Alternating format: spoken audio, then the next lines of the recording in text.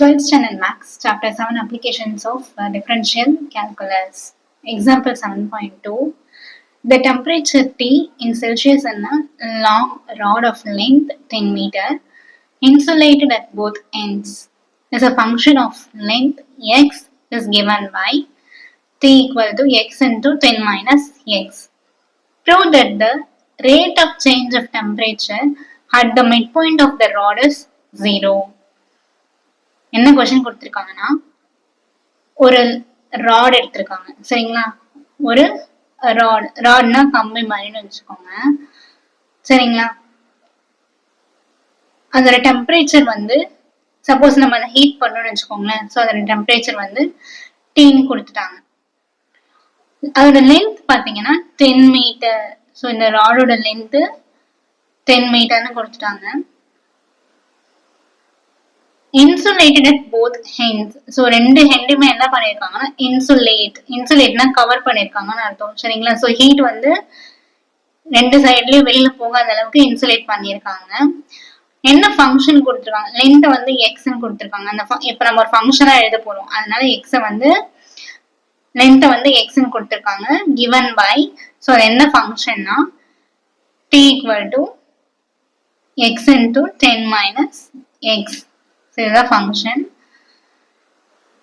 என்ன கொஸ்டின் கொடுத்துருக்காங்க, நம்ம என்ன ப்ரூவ் பண்ணுவோம். Prove that the rate of change of temperature at the mid point of the rod is 0. So இப்போ இந்த ராட் இருக்கா, இதோட மிட் பாயிண்ட்ல டெம்பரேச்சர் வந்து 0 அப்படின்னு நம்ம ப்ரூவ் பண்ணுமா.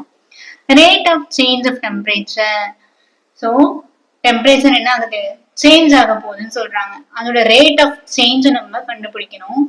ஸோ ஏதாவது ஒரு ஈவெண்ட் நடக்குது, அதோட ரேட் ஆஃப் சேஞ்ச் நம்ம கண்டுபிடிக்கணும்னா கண்டிப்பா என்ன பண்ணுவோம், டிஃபரன்ஷியேட் பண்ணுவோம் இல்லையா. ஸோ அதுதான் நம்ம இங்க பண்ண போறோம். டி ஈக்குவல் டு இந்த எக்ஸ் ஃபர்ஸ்ட் உள்ள மல்டிப்ளை பண்ணிக்கலாமா. கொடுத்துருக்கிற ஃபங்க்ஷனை நான் வந்து அரேஞ்ச் பண்ணிக்கிறேன். X into 10 10x minus X into X X square.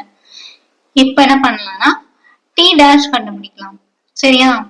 D dash ஏன்னா ரேட் ஆஃப் சேஞ்ச் இல்லையா. ஸோ சேஞ்ச் ஆஃப் டெம்பரேச்சர் கண்டுபிடிக்க போறோம்.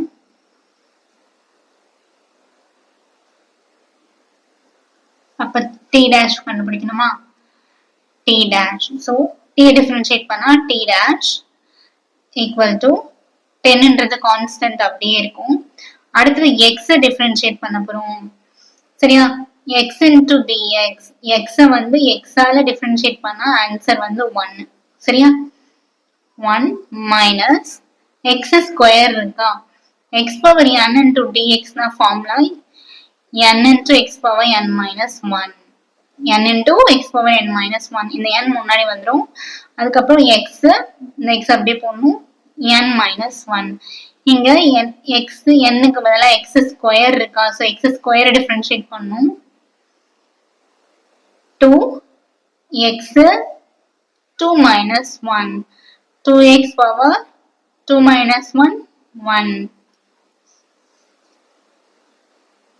therefore 2x. Simplify பண்ணா 10 into 1 10 minus 2x, so t dash என்னது 10 minus 2x சரியா. இப்போ நம்ம டிஃபரன்ஷியேட் பண்ணியாச்சு.